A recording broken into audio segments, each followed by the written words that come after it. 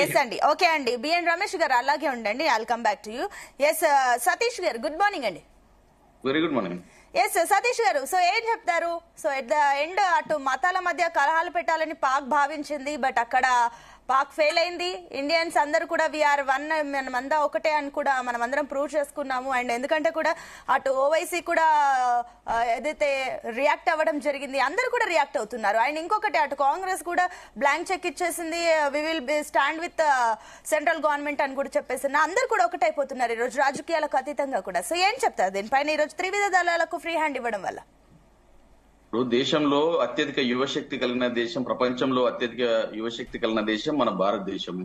మన దేశంలో యువకులను ఒక సక్రమార్గంలో పెట్టి యువకులను ఇండియన్ ఆర్మీ సైనికులుగా తయారు చేసి మన దేశం కాపాడుకోవడం కోసమే కాకుండా పక్క దేశాల్లో కూడా ఆపద సమయంలో పక్క దేశాలు కూడా ఆపదలు వస్తే కూడా మనం కాపాడిన సమయాలు ఉన్నాయి, మనం వెళ్ళి చూసుకున్న సమయాలు కూడా ఉన్నాయి.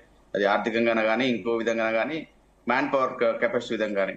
ఈ రోజు పాకిస్తాన్ మాత్రం యుద్ధాలకి ముందుకు తీసుకొచ్చేలాగా, ప్రజల్ని ఇబ్బంది పెట్టలేక పక్క దేశంలో వాళ్ళని ఉగ్రవాదులను తయారు చేసి పక్క దేశాలకు పంపించి ఒక మతాల పేరుతో చిచ్చు పెట్టే ఉద్దేశంగా, అంటే ఇక్కడ దేశంలో హిందూ ముస్లిం గాని ఇట్లాంటి మత ప్రచారాలు చెలరేగబెట్టి మతాలను రెచ్చగొట్టే విధంగా ఒక హిందువులనే చంపాము అని చెప్పి మత దుష్ప్రచారం చేస్తూ రెచ్చగొట్టే విధంగా చంపడం అనేది చాలా బాధాకరం.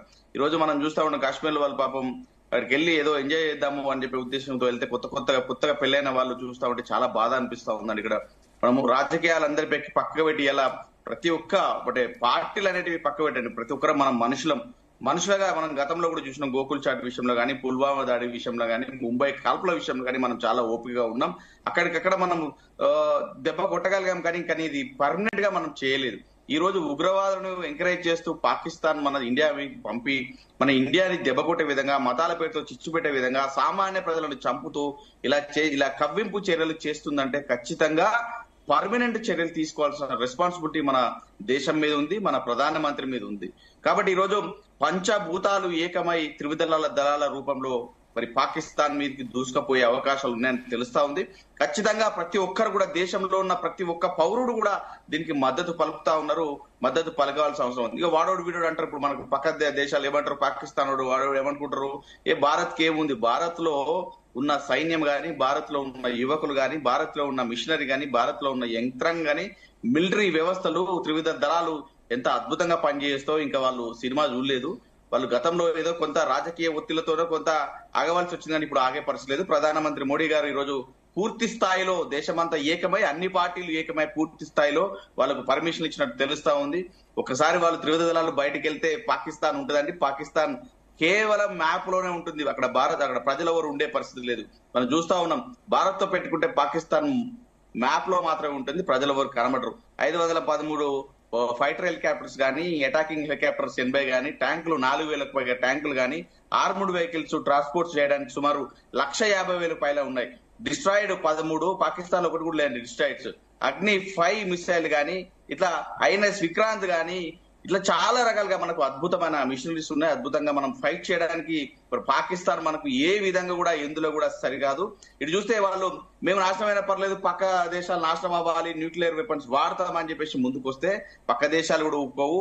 ఇటు అమెరికా వంటి పక్క దేశాలు కూడా వాళ్ళు కూడా రంగంలో దిగుతారు. పాకిస్తాన్ అంతమంచి ఖచ్చితంగా ముందుకు వస్తారు. ఇప్పుడు మనం ముఖ్యంగా చూసుకుంటే ఇజ్రాయెల్ దగ్గర ఉన్న మన టెక్నాలజీ ఏదైతే మనకు యూజ్ అవుతుందో, ఇజ్రాయెల్ దగ్గర ఉన్న టెక్నాలజీ బేసిక్ ఐరన్ డోమ్ అనేది కనీసం 70,000 కిలోమీటర్ల వరకు పేల్చి పడేసే కెపాసిటీ ఉన్నది. Basic iron dome. అట్లాంటిది 3 ఐరన్ డోమ్లు, basic 1 medium and high end target వి. ఇటు మీడియం వచ్చేసి 200 కిలోమీటర్ వరకు, లార్జ్ రేంజ్ ఐరన్ డోమ్ వచ్చేసి 2,400 కిలోమీటర్లు పేల్చేస్తుంది. అంటే 2,400 కిలోమీటర్లు అంటే ఏంది, పాకిస్తాన్ భూవిస్తీర్ణం మొత్తం ఒక్కసారి వేసిందంటే బ్లాస్ట్ పాకిస్తాన్ అసలు కనబడదు. అలాంటి పరిస్థితిలో పాకిస్తాన్ ఉంది. అయినా కూడా మాకు ఏదో ఉందని ఒక కవ్వింప చర్యలతోని వాళ్ళు ఏదో చేస్తున్నారు తప్ప మన దేశంతోని, భారతదేశంతోని పోటీ పడేంత దమ్ము గాని ధైర్యం గాని పాకిస్తాన్ కి లేదు. ఎక్కువ మన మిలిటరీ వ్యవస్థ, మన ఇంటెలిజెన్స్ వ్యవస్థలు గాని, మన దేశం గాని, దేశంలో ఉన్న పౌరులు గాని, దేశంలో ఉన్న రాజకీయ వ్యవస్థ గాని, సరే ఇక్కడ లోకల్ రాజకీయాలు ఏదో జరగవచ్చు, కానీ ఒక్కసారి మన దేశానికి కష్టం వస్తే, మన దేశానికి ఇబ్బంది వాతావరణం పక్క దేశాల వాళ్ళు పెడితే మాత్రం అందరూ ఏకమవుతారు. ప్రజలందరూ ఏకమై, దేశంలో ఉన్న ప్రతి ఒక్కరు కూడా ఏకమై తిరిగి తిరగబడే ప్రయత్నం చేస్తారు అని చెప్తాను. ఓకే అండి. ఎస్ రమేష్ గారు, సో ఏం చెప్తారు? అటు ఏదైతే రాజకీయ పార్టీలకు అతీతంగా